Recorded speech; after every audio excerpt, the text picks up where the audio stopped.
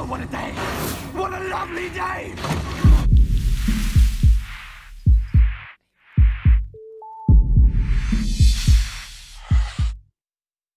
Good evening and welcome to Flat Earth United. I'm your host, Nathan Oakley, and if you're new to this channel, or you've not done so already, be sure to subscribe and keep hitting that bell notification icon so you can keep up to date with the Flat Earth debate. Now, joining me this evening is Rich, otherwise known as Thrive and Survive, and Anthony Riley. How are you both doing? All good, good. Yep, very good. Thank you. Excellent. We are now live. So I know there's a bit of faff beforehand. I know Rich tried to go live and now I'm doing it in place. So this is kind of Rich's taking the lead here because it was him that sort of instigated the chat. So I know you've got a lot to talk about, Rich, because you've been very, very active. So maybe you want to kick off by telling us what you've been doing recently. Well, my latest thing has been this refraction stuff and the MetaBunk site and what is standard refraction and how is that computed. And at best, it's based on the something like you guys have been talking about a lot. It's based on the assumption of R for one, and it also ignores Snell's law, which has actually been physically documented to be true. The scientists have done actual. This is back in the 1800s when they came up with this. So this is, or even earlier. This is why it's true. They've taken different mediums and shown how refraction works, and shown how even any medium, water to water, air to air, whatever, there is no refraction, or extremely negligible if you have an extreme difference in temperature or something like that. So in my latest video, I went through Snell's law, and there's two main things to Snell's law. One is going from one medium to another is how you calculate how much refraction is. So on the MetaBunk website, if you have standard refraction, which is based part of it on the radius of the Earth and part of it on God knows what. But there's mathematical formulas for the atmosphere, for different liquids, for a vacuum. And if you're looking at the atmosphere through the atmosphere, there's no change in medium. So there should not be any normal, what we would call refraction, where you have a rising of something on the horizon. Now, you can go online and see, there's plenty of drawings. I've even seen where you're looking at a tree half a mile away and it's raised up in the sky because of refraction. It's like, come on. So then we got into talking about what is mirage, what is a superior mirage. Now that is refracting taking place, but it's not the same as rising something on the horizon. That's a totally different thing. That's a change of medium. When you have what's called an inversion layer, which is where air normally gets cooler as you go up. As you go up, it warms instead. And then at the top of some layer there, it'll start cooling again. And that in between is a thermal layer. And that's what can cause refraction, where you see these things flip upside down, a superior mirage. Now, the globe Earth people want to say every time you see something beyond the curve of the Earth, it's a superior mirage, which is bunk. And that was actually beautifully shown, although I'm sure he didn't, I won't mention the name, but the one video I did yesterday showed where he was filming Chicago with a superior mirage. You could see all the buildings, and I don't know the mathematics because I don't know how far away it was taken, but on top of that was a superior mirage inverted, which I've never witnessed ever a superior mirage, and I was out to sea for 3.5 years. I've never witnessed a superior mirage where the top was not inverted upside down, and that's exactly what he showed. So the buildings on the bottom were real buildings. And I've also never seen a superior mirage where you couldn't see the original item being flipped up. So you know what I mean? You have to, your eye has to.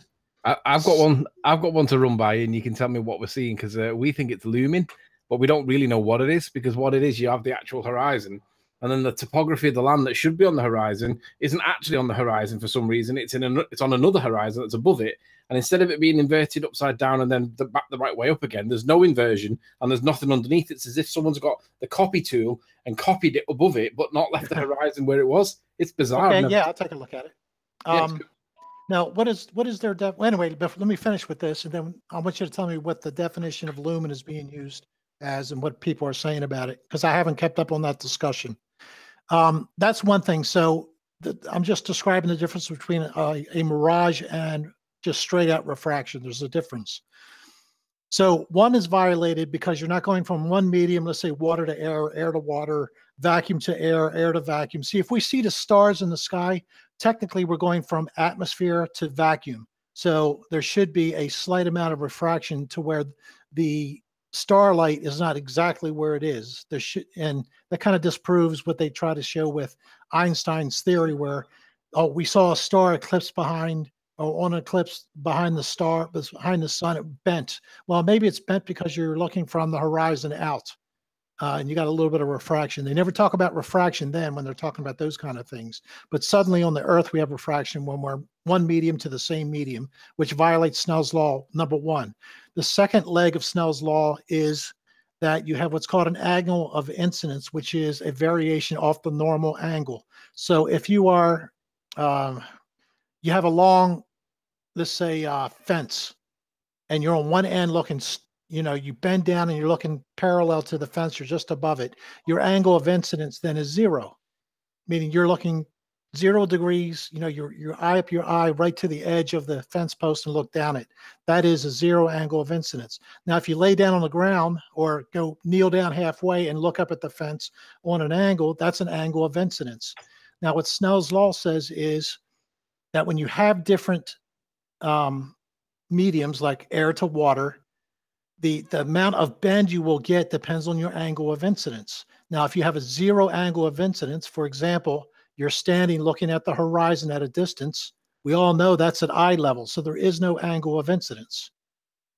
So with 0 angle of incidence, when you plug the math in, there is no refraction, even if you were going from air to water, let's say. Now, I took the figures that were on the Metabunk site, which shows 0.04 degrees of refraction with the numbers I plugged in. I went back to Snell's law, plugged it in, and it would say we'd have to be looking from air into, what was it, ethanol. That's how thick it would have to be to get the amount of refraction he has in the Metabunk website. So there's angle of incidence is 0, and no matter what you put in, you can go from air to a thick jello goo, and you're not going to get any refraction at all if your angle of incidence is 0. And that's what I argue it is when you're looking at the horizon. So it's violated twice. And to me, violating an actual law of science, not a theory of science, and I know what the definition is, which says that it is based on established facts, but that's all BS. Scientific theory is not based on established facts. For example, the theory of relativity, the theory of relativity is a steady value of C, and that has been changing, and science is trying to explain that away or figure out how to explain that away and still keep Einstein's theory. Einstein's theory was solely put out there to debunk Michelson-Morley. Leaving that, but the theory of evolution, we see no species in between. We see no mutations that advance a species. And this is what that theory is based on. The Big Bang Theory. Nothing exploded and became, not only did it violate the second law of thermodynamics, which is entropy, everything goes from order down towards chaos, but that explosion caused chaos to go to order.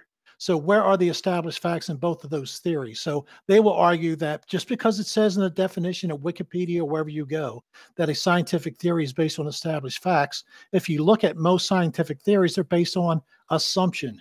But a law is different. A law is usually applied by actually doing real science, applying maths to it, and seeing what you come up with. And Snell's law absolutely destroys the standard refraction BS. So that's my spiel on that.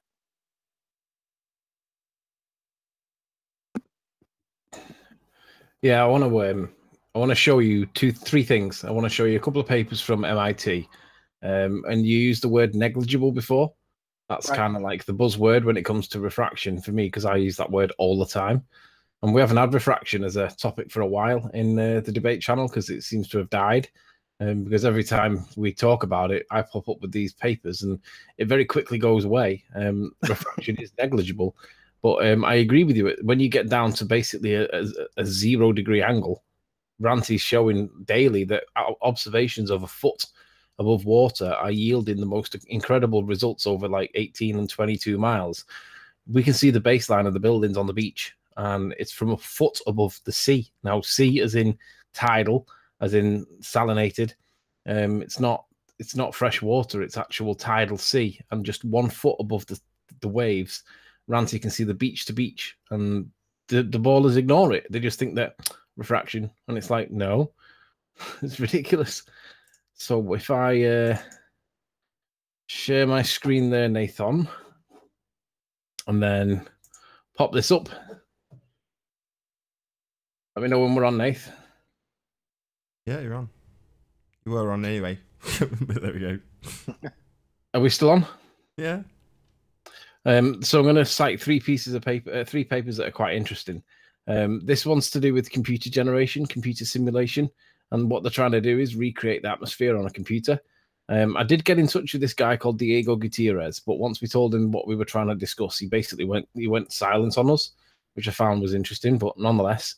In this paper, it talks about Fermat's principle on the trajectory of light, but then it talks about how you can apply Snell's law, and it's when you read through it, it's like the tip of the cap to the bit where it goes beyond science into pseudoscience, and I laugh at it when I read it. But basically, it's really bad. But nonetheless, this is the bit I always cite from it. It says, under standard circumstances, of which you would expect these to be the same circumstances that Metabunk bases their 7.6R on, it says that the effects are negligible. And I always go to the dictionary and like literally define the word negligible, because some people try and distort it into significant, but negligible means not worth calculating for. But they refuse to accept it because, well, it kind of goes totally against their argument. So that's one paper where it talks about the effects of refraction being negligible. Here's another paper I found recently. The refractive indices of water vapor, air, oxygen, nitrogen, hydrogen, deuterium, and helium, which is pretty much all of our atmospheric gases, right? And cutting a long story short in this, all I normally do on this is if I type in the word negligible, it talks about, it says, showing that the absorption line at 22,000 MCS has a negligible effect on refractive index. But the context of this is that basically somebody else has already measured the refractive indices of these elements, and it's confirming their previous measurements. So it really reasserts the position that refraction is negligible because it's based on a negligible claim in the first place. So negligible claim and then reasserted to be negligible for a second time kind of makes refraction negligible. And that's the second citation for that word. And this one's often affectionately referred to as the study by the school kids. This is, I think this is like what we would call further education, which is the it's high school, but not, it's beyond high school, but it's not university. It's kind of what we call college. And in this paper, there's like loads of maths and pretty diagrams, and it's really interesting, some of the stuff that's in here. But in terms of refraction, and actually seeing obstructions at horizons, it talks about, when I get to it, it's been a while since I've looked at this. There's so much I can talk to you about this one, but here we go, get into it now. This is all looking right. So this is the one that I always refer to. Basically, it says that for every object, there is an area that the light cannot reach. This area is called the vanishing zone, shaded in gray in this image. When the observer is located inside this vanishing zone, the object will be invisible to the observer as no light rays can reach the observer. We can find the vanishing zone using our program as well. So basically what it's saying is if the observer's here looking across, like wherever he's looking across, the light seems to like do this weird thing where it will effectively cut off the bottoms if you got a target in here somewhere, but it's partially in here and partially not. This is saying that it will cut off the bottoms of it anyway. But when I cite this, they always say, well, what's the values on the axes? And there are no values on it, but this is citing that for every object point, there is an area that light cannot reach. And it's just something to show that things aren't going over the curve of the Earth, because if there was a curve of the Earth involved, it would say for every object point, there is the curvature of the Earth to consider. And it doesn't say that. It just says every object has its point where light cannot reach. And in the context of like mirages and stuff, I mean, there's loads of stuff in this document, and it's really quite interesting because some of the explanations you just can't really make much sense of. But here's a good example of a Fata Morgana, right? But then there's the inversion again on top of it. It looks like it's coming in. So you got the boat, and you got the front of the boat flipped upside down, and then it looks like you've got another flip, but it's very squashed on the top because you can see the mast that's there, which I think is the mast from here, but being flipped up again. Rich, would you agree? Yeah, could be. But just to point out, the Fata Morgana would be, if this was a video, this would be changing the whole time. Yeah.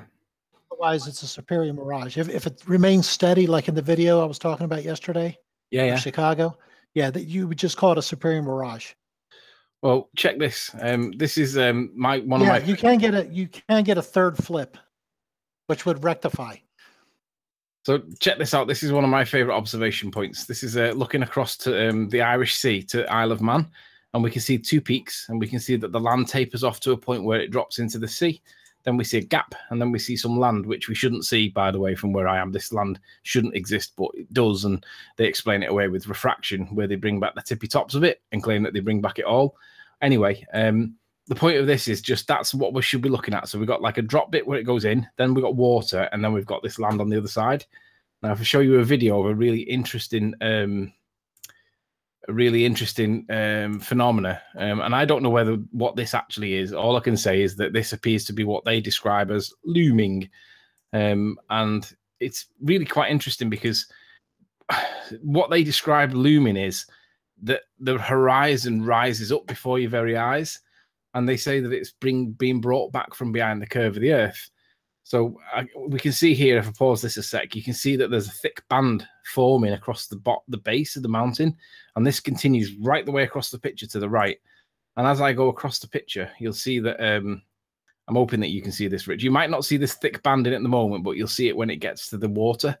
Yeah, I can see that. I can see the demarcation line there. Yeah. So when we get to the part where it drops off, which is coming up any second now, you'll see the land drops into the sea. And this is where it should drop into the sea. It should drop into the sea just there and stay there, and that should be it. But for some reason, this kind of carries on into the water, and that should just be water. But note where the horizon is. The horizon is this hard line here. That is the actual horizon or close to it. But look where the land appears on the right-hand side that is affectionately known as floaty land. The land appears to be on the top horizon, but not on the bottom horizon, and there's no inversion layer underneath. So I think this is actually looming, the way that not the way they describe it, but the way it actually is in real world, because that horizon that's there should be underneath. What do you think? Yeah. Now, is this the same? Yeah. On the right side as you showed earlier in the other picture? Yeah, that floating land, yeah. For some reason, it's actually above the horizon, and there's no trace of it underneath. It's not a flat Earth or a ball Earth proof. It's just something unusual that I've never seen before. Yeah, can you go back again, left? Yeah, I'll pan over now. It'll go back.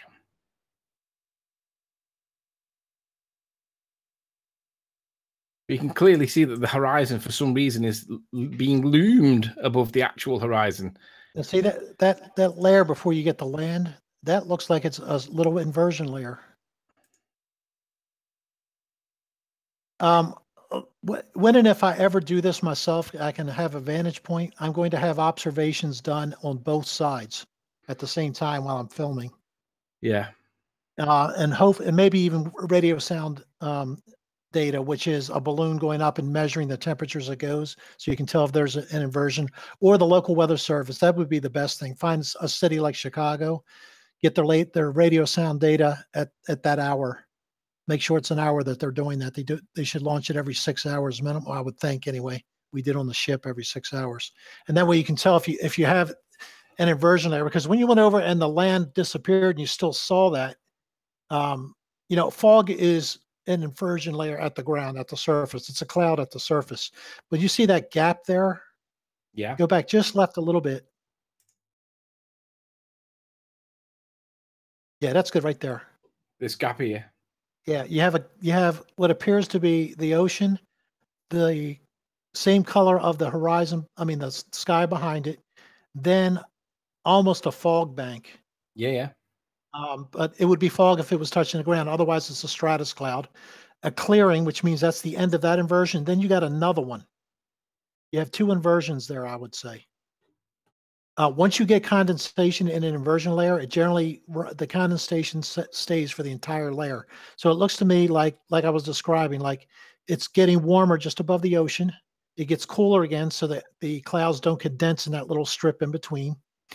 And then it condenses again. What I would say is probably you're seeing what you're not seeing because of that lower, let's call it fog, because I can see it's touching the ground at one point.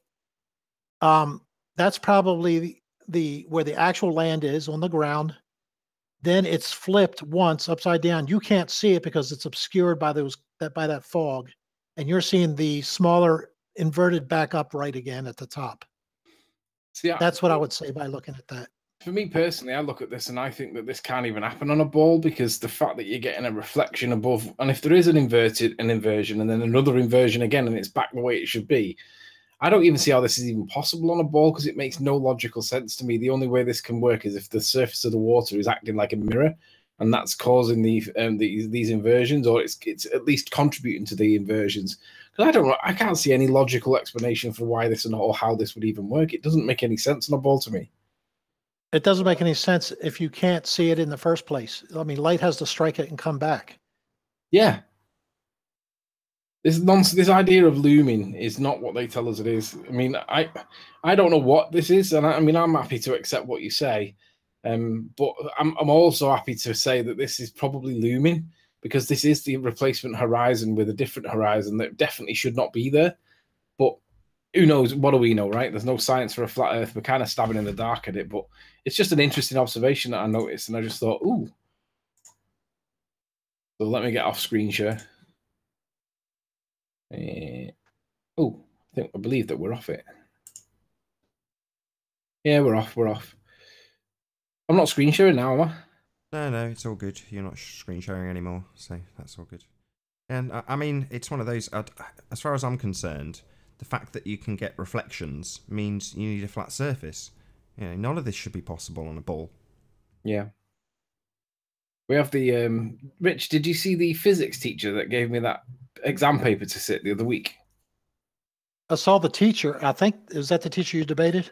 Yeah. The other part of that deal was that I had to sit an exam paper and see if I could pass it or not live, and I did it and passed it. And to be honest, he gave me two previous papers as like warm up, and they were a lot easier than the one he gave me. But he's in chat now, and he's quite a decent guy. But he's a physics teacher, and he doesn't. He teaches the kids about the independent variable and the dependent variable. But when we try and push him on gravity, improving gravity, he can't get away from density. But he doesn't realize he can't get away from density. He keeps talking about vacuum chambers and things like that. And we're like, well, what about the gravity though? And he keeps saying things that are like, well, but there must be a force that's making these things go down. And I'm like, right, so can you show the force then? And he's like, no. But he doesn't realize that not being able to show the force is a problem. And that's the whole point. It's like the definition of Darwin's gravity is the attractive force between masses. So if you're going to show that there's an attractive force between the Earth, guess what? You need something the size of Jupiter to bring closer towards Earth and manipulate the gravitational pull from Earth to show that a wrench, when you let go of it, it'll go up. And unless you've got a Jupiter in your back pocket, you're not going to be able to do it according to the scientific method. But he doesn't realize that that's a problem. So he starts looking for ways around it. And at the minute, he hasn't found out one yet. So shout out to Al in the chat. I hope you find some proof of gravity at some point in the next few weeks. I'm pretty sure you mean Einsteinian or Newtonian as opposed to Darwinian. Oh, I keep doing that. It's because I had a conversation about evolution before, and for some reason I've got Darwin stuck in my head. But yeah, you're right, Newtonian. Apologies. That's all right. Yeah, I saw that debate. Yeah, he's I don't know. You can just tell, I guess. He's a nice guy, like the guy I debated. They're good people. Yeah, he is. He's a nice guy, but he hasn't thought laterally. He's thought everything they've told him is true, and he's never challenged it. Yeah, well, as soon as I saw the feather fall at the same rate as a bowling ball in a vacuum chamber, I knew it was density. Had to be. Yeah, but that density, he can't get away from it. He still argues and starts talking about like different things in a vacuum chamber, and I'm like, yeah, but you need to be moving away from the density. Show that it's not density. How are you going to show? How are you going to manipulate that independent variable, gravity, to influence and affect the dependent variable, like the attractive force between masses? How are you going to do that? And you can't do it by virtue of the definition itself. But he hasn't sussed that yet. He keeps looking for sneaky ways around it. And I'm like, no. Manipulate that independent variable. Practice what you preach, son. You know what I don't understand, and I don't understand this with gravity. At one point, does like the space station is supposed to be microgravity? They supposedly show things that float, and you see these different films of them. As soon as they leave the atmosphere, it's like all of a sudden they take their gloves off and they start floating. Where does gravity end and this microgravity start? Because we've sent things up, 130 some thousand feet, balloons, and they fall at the same rate as everything else, and they don't burn up from friction from the atmosphere, because all the atmosphere does is create resistance, not friction. So there's a lot of things I just don't understand in their model. I don't understand, because things at that height should weigh a lot less, but they seem to fall just as fast to the earth, which means they're attracted to something else. That was something that Russian Vids brought up when he was on the Non Sequitur show. So he was saying that there is no footage of the actual transition, so you don't get to see them going into quote unquote space. You don't see footage of that. It's always cut to the cartoon, cut to the rendering, cut to the the internal guys looking at the desks, looking at the monitors, looking busy. Absolutely, I've never seen it. Yes, I agree with Matt Sargent when he's challenging people to find a spacesuit, get in a vacuum chamber, and show that you can actually withstand a vacuum inside one of those material outfits. And there's a guy who's got a father that's an astronaut. His name's M. Scott Veach, and he's the antithesis of everything that we are challenging. And he claims his daddy went to space. He claims that his daddy was a spaceman. And see, my dad was he's a retired police officer. And I can prove, if I had to, that my dad, A, was a policeman, and B, did arrest criminals. He's still got his epaulets, he's still got his handcuffs and all that kind of stuff as keepsakes, because you get them when you retire. Does it prove that he actually arrested criminals? No, but you wouldn't have these if you weren't a police officer, right? But how is that any different to a NASA guy with an astronaut outfit? Doesn't mean he went to space. But if I had to, I could get evidence, so I could prove that he actually, he's got stuff that would prove that he went to court with criminals. There's just bits of paper knocking around that shouldn't really be at home, but you end up taking them home and then forgetting about them, and then they get filed away in the attic somewhere with a load of bills and all that kind of stuff. There's just paraphernalia knocking around of his time in the police where I could prove that he was actually a policeman. But if you go to M. Scott Veach and say, can you prove that Daddy was in space? The answer is, well, no. I was like, well, how do we know that he was then? And I accept that he might have been an astronaut, but no astronauts have been to space, and he thinks that we're ridiculous. And I'm like, well, prove it. So he should have access to a spacesuit, or be able to put us in contact with one, I would think. Yeah, that's what I've tried. He's been challenged to do that. He's agreed that he will do that, and he's going to try and get a vacuum chamber with a spacesuit. And Mark Sargent's basically said, like, if you go in there first, Mark presses the button, and then if you come out there alive, then I suggest we put a frog in the helmet and just watch what happens. No, I said we put M. Scott Veach in there and see what happens. Who? M. Scott Veach's name is. Oh, I don't know him. M. Scott Veach. He's just a guy. Oh, okay. But it's good though, because basically, if M. Scott Veach comes out alive, then he'll go in. I dare say nobody's going to voluntarily go in there. Yeah. Because when it comes down to it, are they really sure? I don't think so. And we have the one video, I'm sure everybody's seen it, where the one time when the guy had the hoses hooked up, which is a lot better than internally the suit trying to keep pressure. You have external hoses pumping in air to keep the pressure up, and sort of like jet engines constantly forcing air inside the plane that you're in. But that guy, they didn't get close to the vacuum of space, and the guy starts to pass out, and his spit on his tongue started to boil. Yeah, that was because one of the pipes popped off, right? I don't think the pipe came out at all. That was the cause. One of the pipes came dislodged, and it started to leak the air that he was breathing into the vac chamber, which was then being exhausted out. And it normally takes them about 23 minutes to repressurize the vac chamber. They managed to do it in about 6 minutes because they burst the seals to get in there because the guy was dying. well, that makes you think, well, what's the risk assessment going to be for sending an astronaut into space if when they were testing it in a vac chamber, the guy nearly died? Because, I mean, you get a micrometeorite, and if it goes straight through, I mean, if it doesn't take out your arm in the process, if it just catches and grazes your suit, you've got a major leak there. What are you going to do about that?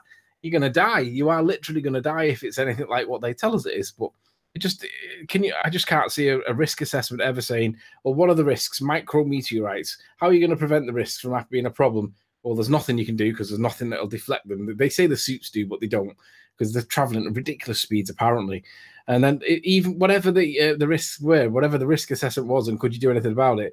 It's like, is the risk worth taking? And it's like, well, I don't think anybody would actually pass a risk assessment if you were in NASA trying to send astronauts into space in a spacesuit.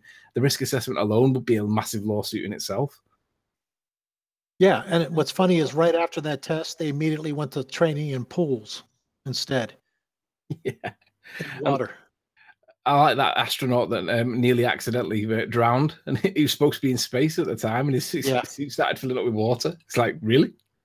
Did they have water up there, did he? Well, you know what it is. The cognitive dissonance is so strong. Remember the guy drifting by in the harness? You know, yes. Oh, that's him exercising in space. Oh, come on. You know, that doesn't really narrow it down very much, does it? That guy floating by in the harness, that's basically all of them on the ISS currently. Yeah. Yeah. He just happened to be his harness wasn't green screened out or layered out, whatever it is. Really? Hey Rich, I want to show you something that Ranty's been working on recently. Do you mind sharing again, Nath? Yeah, can do. This is the hot topic that we're dealing with at the minute, right? Let me know when you can see it. Yeah, I got it. So this is 2 sets of turbines, right? The first set, the nearest set, the biggest set, I believe. Oh, hang on, no, that's not the most up to date. Hang on, let me get the one that's most up to date. There it is. No, not that one. Let me get it. I'm just trying to remember. Right, what I'll have to do, because I'll have to go into my Skype. I'll have to knock screen share off a sec.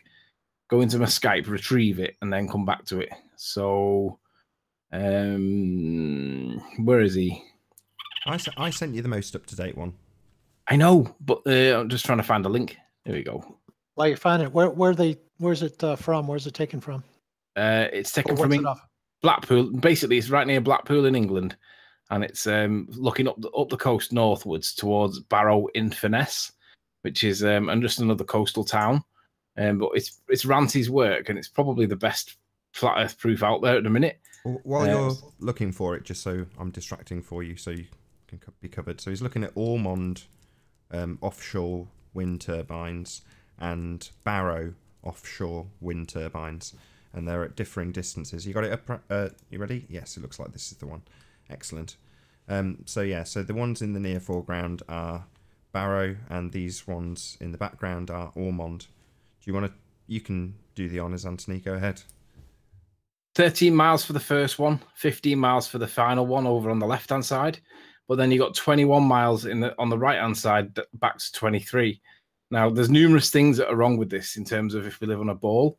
But what the ballers were saying is that if you look at this black collar that's around the dirty water part of this, you know, where the tide goes up to and down to or whatever, they're saying that proves that it's the curvature of the Earth because it's clearly going over the curve of the Earth. And, you know, on first views, you can see that argument has got some credibility towards it.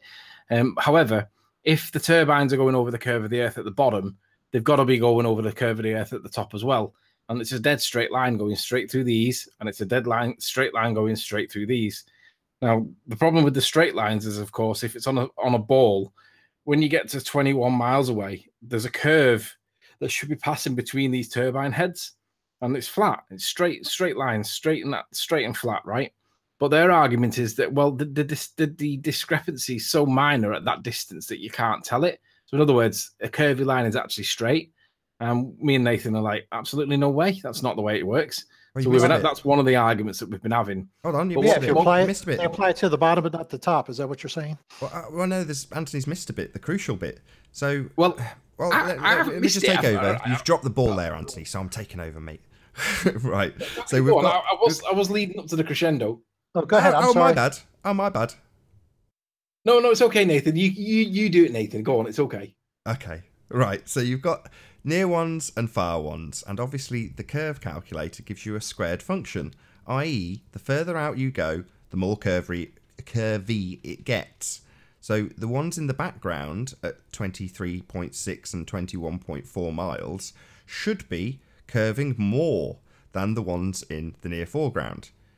But they're not. They're exactly the same angle. They're conforming perfectly with perspective, despite the fact that they should not only be curved to at least some extent, and they're not, but they should be not exponentially. They should be curved more on the back ones than on the front ones, because they're already suffering the effects of the curve that's in the near foreground between us and them, and then their own curve based on their geographical position on their own curve.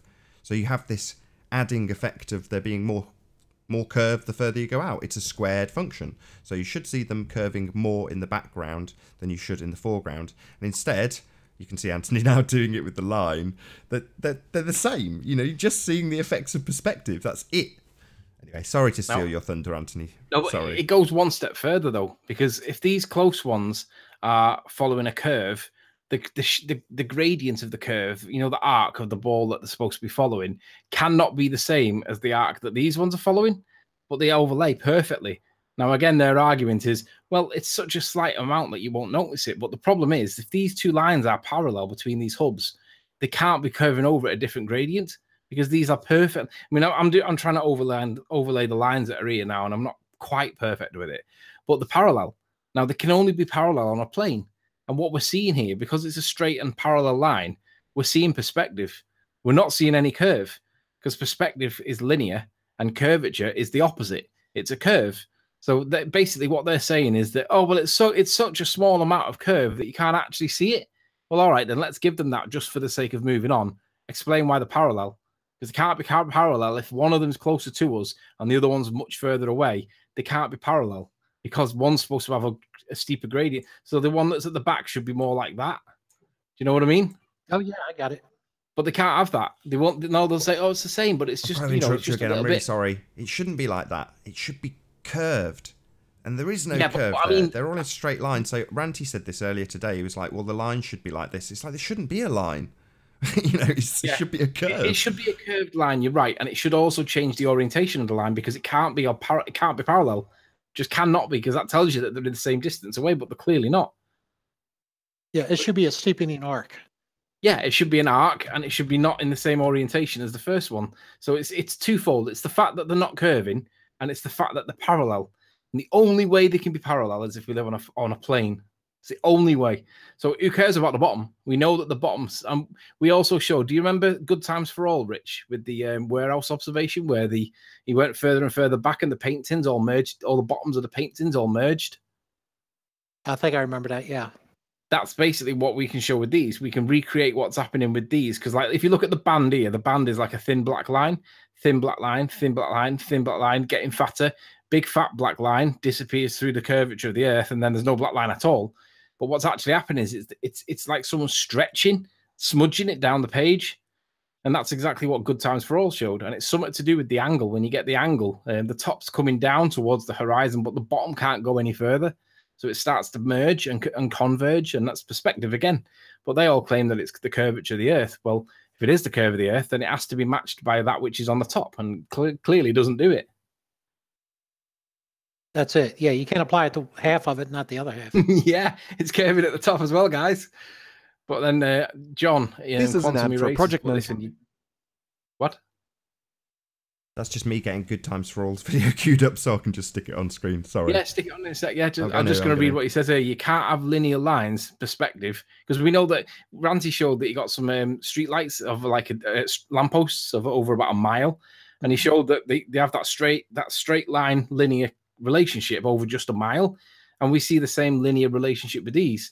So what we were saying is that this is perspective that we're seeing, because it's a line, it's linear. It's not curvature of the Earth, because it's not a curve. And their argument is, well, it is a curve, but you just can't tell. It's like, all right, well, let's just say it is a curve. Why are they parallel? And you can't get past it. It proves flat Earth. I'll give way to Nathan. Yeah, that's excellent. Really is. I'm just going to leave it to play with his images, actually, so it will just be. You might have to click his link in the thumbnail in the chat, Rich. I've done it. I see it.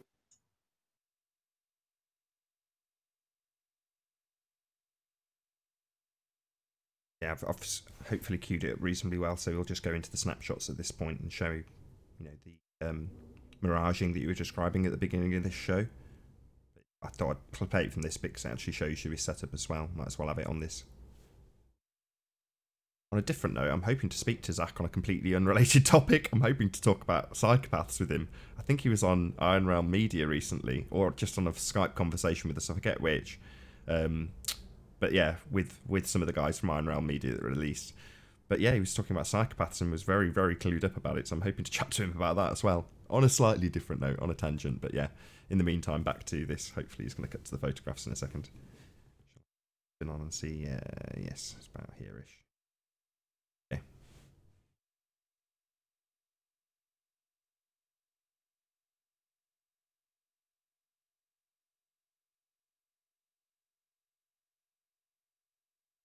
It's going back in, what is it, 20 feet increments.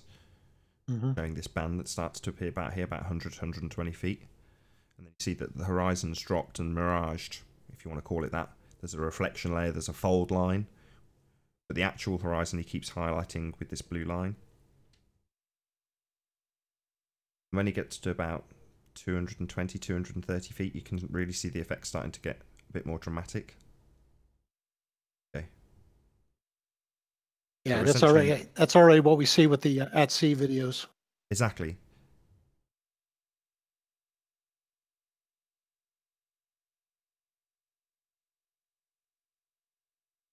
So at this point, I'm going to say we're starting to lose the bottoms of these paint cans, or paint can lids.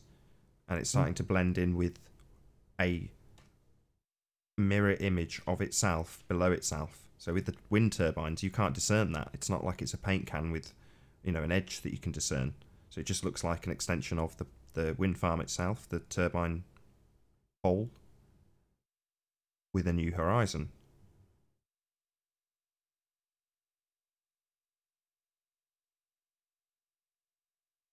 You ever seen the videos of the wind turbines as they come down and look like they touch the water? They all of a sudden reach down. Yeah, they bend and touch morph. Yeah, that's exactly what this is showing. Yeah, exactly. So as they rotate, they reach that band where they are in that narrowest of narrow angle, and they can't do anything else but go into this mirage zone, and then you see them buckle, bend, come back out of the mirage zone, and then become normal again.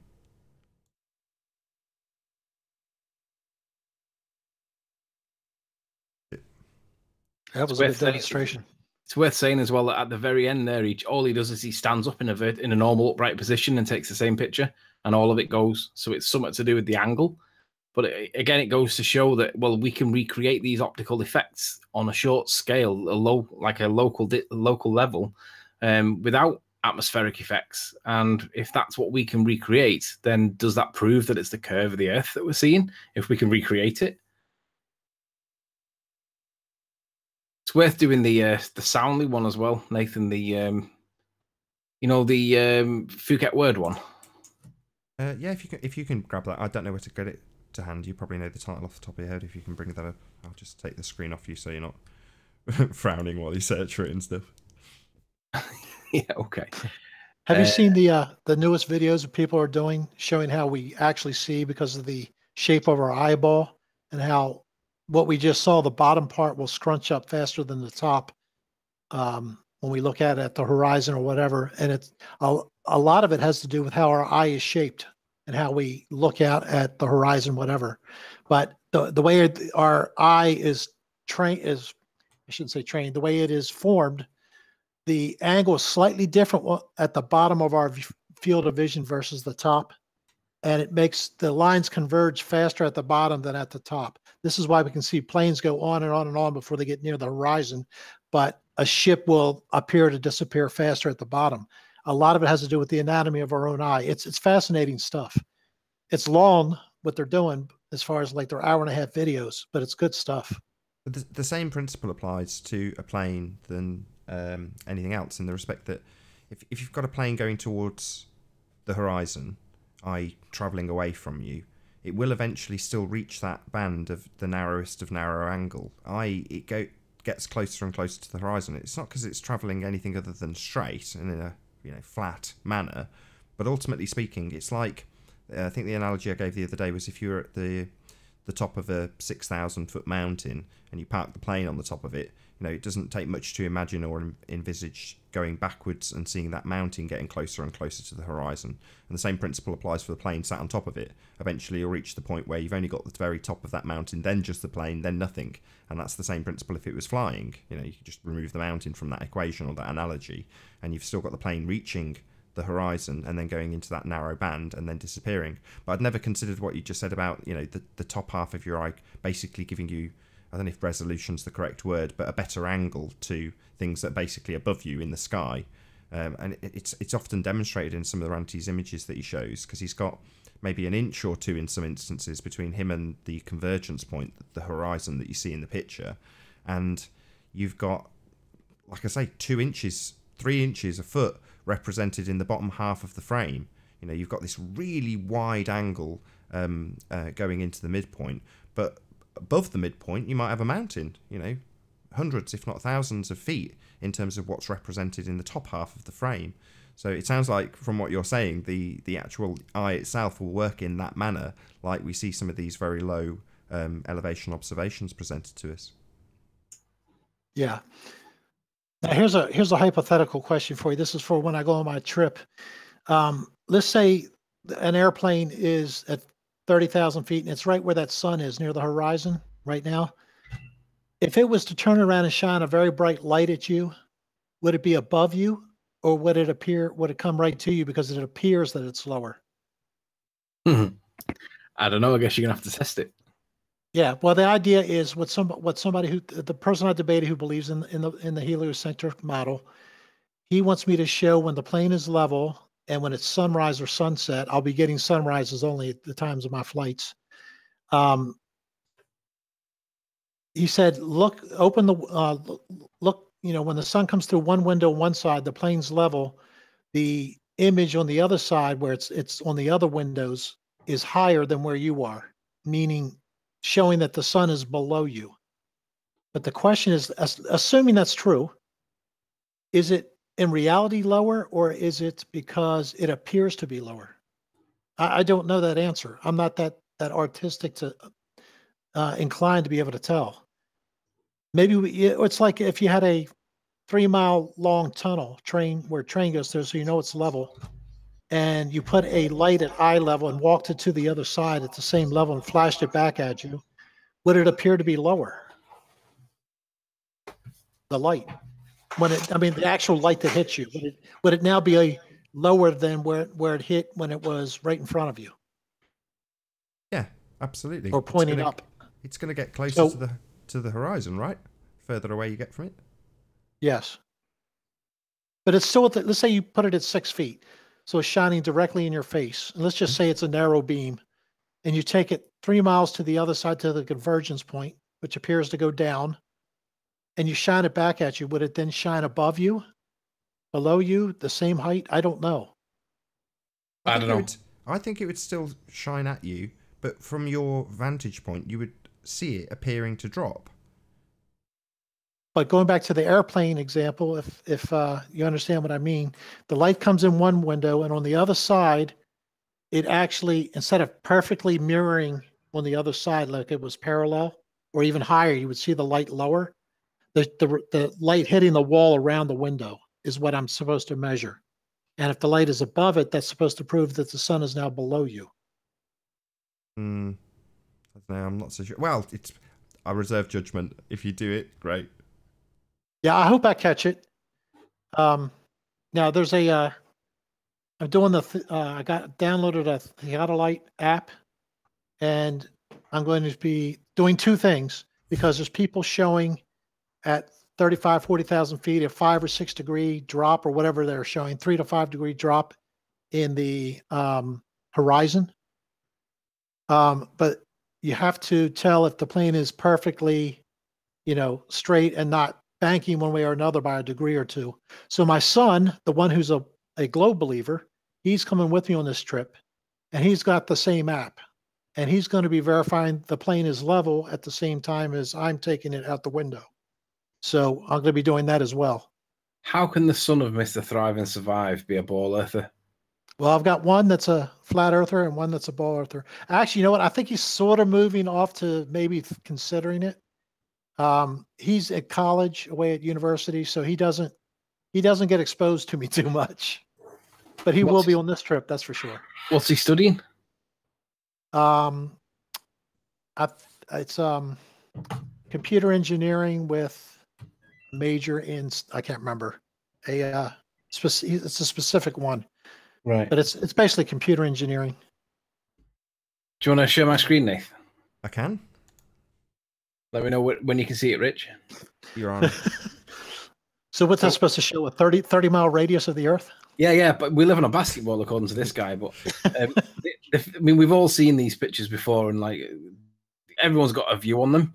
But what I wanted to pay attention to is the way that that these concrete base block things that the pylons are sat on. Look at how they bend over this apparent curve, but then lip back on themselves. And then relative to this lipping back on itself, look at the horizon. The horizon is significantly lower. Now, he's claiming that this is the curve of the Earth, right? But Nick from Phuket Word, he was able to reproduce this on the top of a dam. So this is a road across the top of a dam, which everybody accepts that water on a dam on a short scale is flat, at least to the observer or to the eye. But what he shows is that when he's low on the ground, you can see this same layer, the barrier bends back on itself, and the horizon appears to be low. Now, when I show him changing his elevation so he stands back up again, watch the horizon rise again and the formation of this Armco barrier that carries on into the distance. And clearly we can't see it at the moment, but when you see it in a minute, right before your very eyes, God creates an Armco barrier and a new horizon. So we can recreate what Soundly shows on a flat road. There you go. But they dismiss this. They just don't even consider it to be anything like. They say, well, that's on a straight road. Don't do it over water. And we're like, but we can recreate the exact same effect with a flat road, right? And they don't think that it's comparable because it's not over water or it's not the same distance but they just blatantly they just reject it. And it's like, you can't reject this. This proves it's the exact same effect that you're looking at there. Absolutely. Now, how far away is supposedly those last pylons? 18 miles maximum. I think it's 17.8. So it's not even that far, really. And look at the amount of curve that This is what my first ever reaction when I first ever saw this. My first ever comment was, "So we live on a basketball then?" And that's still my position. It's not changed, because if this is the level of curvature over 17 miles, I'm sorry guys, but when we've got like 23, 24, 21 and 23 miles, we should be seeing that same level of curvature, but worse, and we're seeing it flat. So if you accept that this is the curvature of the Earth on Soundly's, well, why are we not getting it? We're going further. It's ridiculous. Yeah, that I don't know what you would call it, but that's an illusionary thing. Optical, we call it optical. Yeah.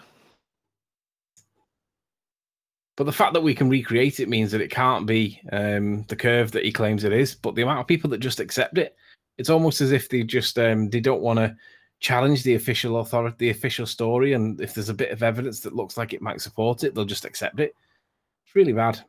Have you ever seen Robert Forth's work? He does a lot of photography. He shows the clouds behind and in front of the sun, which tells me, again, we don't see the sun directly. But anyway, he was doing a live video one day, and he was on the Florida coast, and he's pointing everywhere to the buildings, out at sea, different things. And he makes this comment. He says, I don't try to get the water when it's, because the beach is slightly out, you know, how the beach goes up a little bit, and then you have the hotels. He said, because if there's any kind of tilt at all, you get a distortion in the reflection of the water. And it was like, oh man, you just said a mouthful. You know how you see these nice reflective pictures of things that are miles away in the water, and it's a perfect mirror reflection. Or how about the flats in Brazil, or wherever that is, in South America?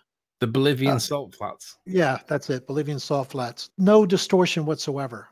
Total perfect mirror reflection, which would not happen if it was a curve. You'd get a distortion. Got it on screen. Click on my icon. Yeah. Look at that. Beautiful. Have you ever seen the pictures of the stars like reflecting and not all the stars reflect? I was going to say that. Yeah. Chris Monk showed that one in Yeah, man, that's amazing. If you get a really sort of flat lake that's got no ripples on it and you look at the night sky reflecting in the water, not all the stars reflect for some reason. And the idea is that not all the stars are lights coming towards us. Some of the stars are lights going away from us, and the lights we're looking at the underside of the star, not the front side of it that we normally expect to receive. Yeah, and it's not the darkest stars either. Some of the brightest ones don't reflect. It's really weird. Yeah, it's madness. So what have you been doing recently? I've not seen anything from you for months and months and months, and then all of a sudden we've got Thrive Porn. We've had about 8 videos in a week. Or what's going on? Thrive Porn, I like that. yeah, loads of them. Well, when you're laying in a hospital, you got a lot of time to think about what you want to produce, I guess. So I had a heart attack in May. That wasn't the worst of it, but as soon as that happens, then you're tied into making 10 appointments to see doctors and follow up and getting imaging and all kind of stuff. So that took a while. And then the medication they put me on, I have normal to low blood pressure to start with. But just like any other science, it's pseudoscience, like the term you used earlier. They assume, like both times I had a heart attack, the patient presented himself with severe chest pains. I never had one chest pain. But they're so used to the normal bias, they can't get away from it. I actually had them take it out of my chart on the computer. No, back pain, not chest pain. Because, it's like people should know there's a certain percentage of heart attacks where you don't have chest pain. But it's way distorted because they're so used to what they're told. It's always chest pain, so put it in there. And I even had a nurse where I told her I did not have chest pain. And when the new nurse came on, I heard her tell the new one, yeah, he came in with chest pain. I'm like, oh my God, it's like, go order a cheeseburger, what's normally a cheeseburger without the cheese. You got about an 80% chance of still getting the cheese. It's just this normalcy bias. But anyway, after that, you have all those things going on. He puts me on blood pressure lowering medication because that's what they do. You must have high blood pressure. And went to the gym. I'm rehabbing an issue on my shoulder. And before I knew it, I was seeing spots before my eyes. Everybody talking to me, it was like they were speaking Russian. I couldn't understand them. And they called paramedics, and they could not get blood pressure on me at all for the first 3 times. I was almost like a dead man. The machine just wouldn't do it. So they manually did it. And the first time they got a blood pressure on me was 79/35. So I nearly died from the medication, more so than the heart attack. So then I had to go work through that too. It took a week to get me off the meds. Of course, I stopped them anyway. Was that? But and you said you were like people were talking to you in Russian. Was that like hypoxia? So you weren't pumping enough blood to your brain, and you were just basically oxygen starved. Is that what was happening? Exactly. That's exactly it. And I know, because I've been in the medical field, I know they should have laid me down and put my feet up. But I wasn't cognizant enough to tell them that. Finally, when just before the paramedics walked in the door, somebody knew that and said, "Hey," and they kicked a little table or something down there. It's a gym, so it was some kind of workout thing, and they were like, "Have him lay down and put his feet up here so blood gets to his brain." And just when they did that, the paramedics came in, so I didn't lay down. But that was the right thing to do. But yeah, so that's really what I've been doing, is fighting medical stuff. This shoulder area, it's really bad. Believe it or not, I think it might be a military service related issue. I'm going today in an hour and 15 minutes. I got to be there to get a CT scan of my neck and spine. I really bashed my head big time. I'm sure the trolls will love hearing that. When I was in the Navy, got 23 stitches here. They said my neck muscles were way sticking out. They really thought I had severed my spinal cord. But a few years after that, I started getting migraines. I just attributed it to my mother got migraines, so it was hereditary.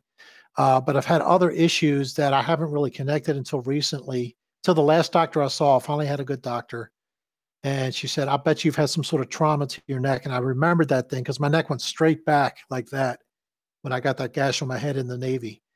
And Anyway, we'll find out. But it's just a lot of dumb medical stuff that I have to go through. So that's a lot of reason for the emptiness there. There's other reasons too, but that was a big part of it. Gotcha.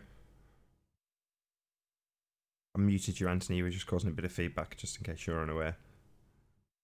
Tell us a story about how when you're in the Navy, when you were in the Southern Seas, you always found that it took way too long to get to where you were going, and you'd have to do boxing. Yeah, when we were 2 times. One time we went to South America, and let me throw this point in here too, because people are always saying that if the Earth was a ball, if the Earth was flat, you could hear AM radio for 1,000 miles away. Well, I'm a Baltimore Oriole baseball fan, and in 1983, when we were going to South America, we were in the World Series when Game 1 was on. So this is October of 1983. We were just passing the equator. Of course, our ship was listing up, going over that 7-mile bulge, and then we got topped out and went down the other side. Just kidding. But anyway, I'm on the radio. Our radio, we used to get the weather stations reporting from wherever near where we were to plot on the chart. We could tune those, and I would tune it to AM 1090, which is WBAL in Baltimore. And 1,500 miles away, I think is what it is, off the coast of Brazil. I listened to every part of that game except for the last out. And when it was a fly ball to left field. The left fielder goes back to the wall, static then. I heard 26 of the 27 outs, 1,500 miles away on AM radio. Didn't think anything about it, of course, at the time.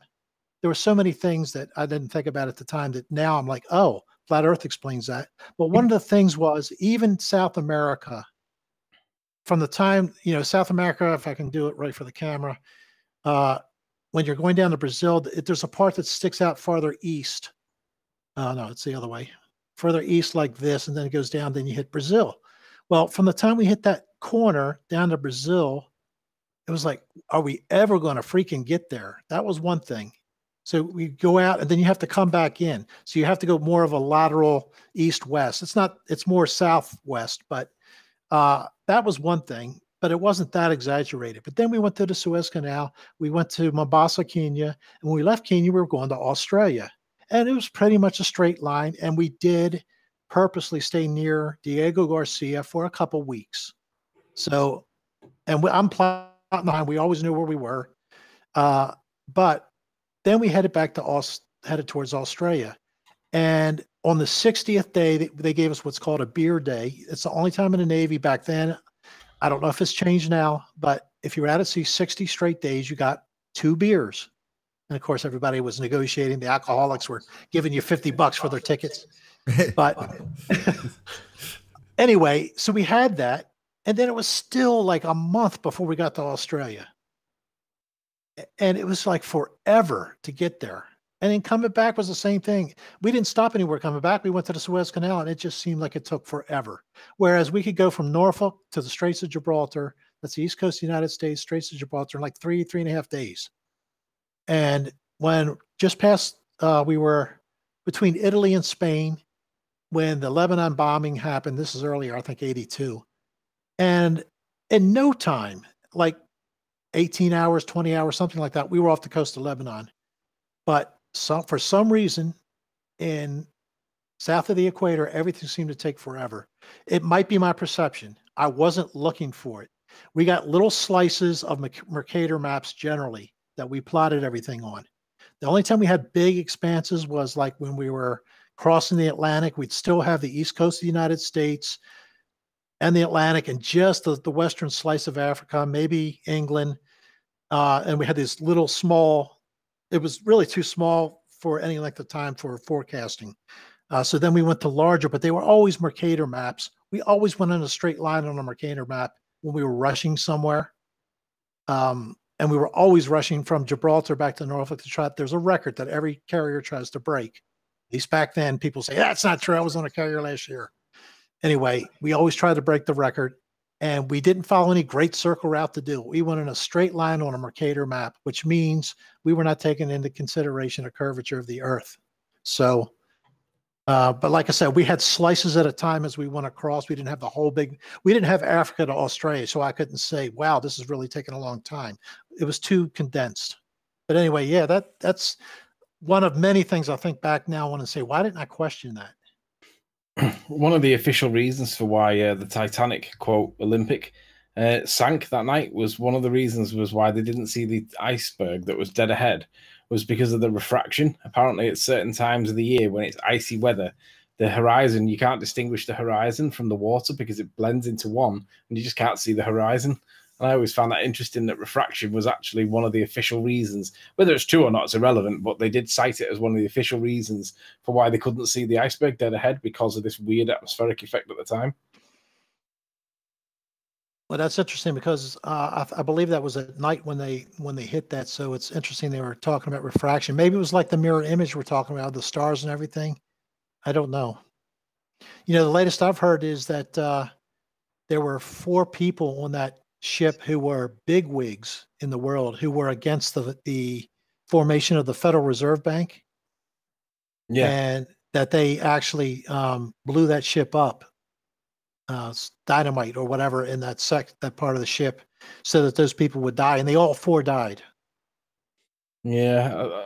I've heard that it's an insurance fraud job because it was the Olympic that went down, not the Titanic, and the Olympic had an accident in as it was pulling out of harbour somewhere with a destroyer, and basically as the captain was powering up and getting the turbines spinning, or the blades spinning, it had a suction effect with an oncoming destroyer, and it basically started pulling it towards him, and the destroyer couldn't get out of the way. And it caused damage to it that would always mean that the boat listed to one side, and it'd never get a seaworthiness certificate again. So basically, they had to get rid of it, and that's what they did. That's the one I tend to accept to be true. It was an insurance claim, but it's all good. Yeah, I've heard it was heavily insured. Yeah, like 9/11 towers were, right? Yeah, yeah. Like what was it? Building 7. Yeah, World Trade Building 7, insured for more than what it was worth. Yeah. The only building ever to fall on its own footprint with nothing hitting it. Yeah, they all forget about that, like Building 7, they say, and I don't think they do forget about it. I think that they say that so that people forget about it. But Building 7, yeah, not hit it. Yeah, it fell in its own footprint of basically free fall speed. Yeah. There's no bigger smoking gun than that. But as we know, there's cognitive dissonance. You know, when I first started Flat Earth, some commenters were like, "You're only doing this so you can switch to the lies of Flat Earth of 9/11," meaning that I was going to say it was a hoax, and that this was the intro drug, so to speak, to 9/11. Oh, right. When I started, I was hearing you're muddying the waters of 9/11 conspiracy truth. Really? Yeah, muddying the waters. Yeah, I heard that a lot. It is funny how the cognitive dissonance will send them both ways. Like I said, after I did Snell's law, which is their science, not mine, it's their science. I got massive, I mean, probably the worst vile comments I've ever gotten. Everyone was trapped, but half of them were saying, "You're such an idiot. We don't look at 0 degrees. We look up when we see stuff at the horizon." And the other half were like, "No, we look down." And some people were like, "You effing moron. If you got down on the ground and looked at the horizon, that's the way you have to do it." I'm like, "Oh man, just forget it." Anyway, it was easy to just click, click, click, click, click, ban. Oh, Anthony can recite at least 2 or 3 of those back to you in exactly the same format, because that's exactly what he's got. But by virtue of one of the trolls, so I'm sure you're familiar with, Sly Sparkane, I mean, he basically challenged Anthony to go down the beach because he wouldn't accept one of the I can't remember the exact circumstances, but nevertheless, he was challenging him to get some of the footage he'd already got from the beach. And what do you know? He gets it. You know, it's like, oh, thank you very much. It went one step further, though, because when I went back to the beach and got it at beach level, he said, "Well, what about, where's Ramsey?" And I was like, "What do you mean?" He's like, "Well, you can see that, but what about this?" Which is like in the frame, but it's a little bit lower. And I was like, "Well, waves are a bit of an issue when you're getting really close to the horizon. When you're bringing it right the way down to basically 0 degrees, waves become an issue." Anyway, he says, "Well, where's Ramsey?" So anyway, I went back another day and I got Ramsey. And when I presented him Ramsey, he was like, "Huh?" So my claim was that Sly can't answer this question. And because it had history to it that went over 6 months, I had to tell his subs on his channel what the history was. And I said, like, this is where we got to. This is how we got to it. Da, da, da, da. And ultimately, I got to the point where I said, Sly cannot answer this question. So I got to the point where I presented the evidence and I said, this is the point where you cannot answer this question. Why can we see the land? And literally, his next words were, you're not going to try and use a mirage, are you, to try and reference heights? And I was like, what do you mean use a mirage? And he was like, that's a superior mirage. And I'm like, there's no evidence of it being any mirage. It looks like it's been squashed, but doesn't look like it's a mirage. What are you talking about? And basically he says to me, do you think that you can use that to reference heights? And I said, yeah, of course. We can see two mounds of earth in it. That's one. There's the other. We see the height of one. We see the height of the other. Seems reasonable to me. And he kicked me out on that point. So he stood by my claim. Sly cannot answer that one question. Why can we see it? He found an angle to try and kick me out. And whilst we were on topic, we weren't fighting. We weren't losing each other's tempers. We were literally talking. He kicked me out because, well, basically he didn't agree with me pointing out the heights of these, because it kind of destroys their argument that there's a curve there. And he literally kicked me out. And I was like, really? You're going to kick me? And he actually kicked me, which is essentially terrible argument. And in the face of everything we see, in essence, in the heliocentric bullshit world of sphericity, everything we see isn't where we think it is. It's all being subject to refraction. You know, it's all bending around the curve of the Earth to some degree or another. So everything's a refraction. Everything's a slightly looming non-standard refraction hyena. It's absolutely bonkers to say you can't measure that. It's like most of the debate, we've been measuring things we shouldn't be able to see. It's like, well, really? We get enough of your side measuring stuff that isn't really there. I mean, we see it. Obviously, it is there. We can see it. But it isn't really there because the math says so. But we measure that stuff all the time. Yeah, that's his excuse to kick you out. It was an outrage. Yeah. It was great that I got kicked out, actually, because it just showed that he couldn't answer the question. So, I mean, it was, to be honest, it was the least probable outcome that I thought might happen. I didn't even consider it as an option. But to be kicked out of Sly's hangout when I wasn't swearing, I hadn't felt like I wasn't being rude, it wasn't aggressive. I was just bang on topic and I was right to the point, and he didn't like it. So he had to kick me, and I was like gobsmacked, and I was like, Nathan, what's just happened? He normally concludes points, and even if it's a 50-50, he normally claims a victory and claims in his smarmy way that somehow he's won there, and somehow you feel robbed and you don't quite know what's happened. But I didn't even get that. I just got kicked and I was like, bye. So I don't know, it was enjoyable for all the wrong reasons. Cool. So, Rich, you got anything else? Anything else we need to be discussing? If not, I'll start wrapping up if you guys are happy to. Well, I believe that Rich said that he wants to have a bit of an interest or a bit of an interaction with the actual debates that we get up to at some point. Maybe not now, maybe next week or maybe in a week's time, but he wants to get involved in the debates. And I said, well, why don't you just come in and just sit and watch if you want, because it can be a bit vicious at times. But to be honest, none of the ballers come in anymore, did he, Nath? They might come in if Rich came in. I'm sure they'd want to tear a few chunks out of you, Rich, if you did happen to join. Yeah, well, I think we just finally got the hours right today, what it is. I was going to join this morning, but my air conditioner broke in my truck, and I had to go get it fixed before it was 40 degrees again and middle of the afternoon. So I got that done. And now I had the hours wrong by 2 hours. It's so confusing because here in Arizona, we don't switch our clocks at all. So when everybody else switches, and we switch our clocks in this country different than when you switch yours. Right. So when the switch happens, I never know what the hell's going on. Yeah, you just start getting used to it with one time zone or whatever, and they change it, and you have to start learning it again and getting used to it again. It's so beautiful staying on one time. It really is. Yeah. All right, well, Nathan, I reckon if we're going to wrap it up now, because where have you got to be, Rich? You got an hour to be somewhere, have you? Yeah, I got to leave actually in about 20 minutes. Cool. It's about a 30, 40-minute drive. Let's wrap it up. And cool. Well, I'll say first and foremost then, a massive thank you to you, Rich. Absolute pleasure having you on. It really has been a delight. So thank you to you for being on Flat Earth United. I think I titled this. Yeah. Well, thanks to both of you. You're the one that's actually hosting it. I don't have my computer set up, or if I do, I don't remember. I did this one time a year ago, and or so, and I just haven't done it since. So I got to go back and get used to doing it again. I just do live chat, so I really appreciate you hosting this, Nathan. Yeah, it's me an too. Absolute pleasure. Absolute pleasure. And thank you to you too, Anthony. It's been a delight listening to you and seeing your evidence as always. See you later, guys. See you later. Take care, guys. And also, I'll say a massive, huge, enormous thank you to all of the live audience for tuning in and hopefully sharing this discussion. If you hated it, you know exactly what to do, but if you liked it, maybe consider sharing it with a friend or subscribing if you have not done so already. I've been Nathan Oakley, and I'll see you all in the next video. Oh, what a day! What a lovely day!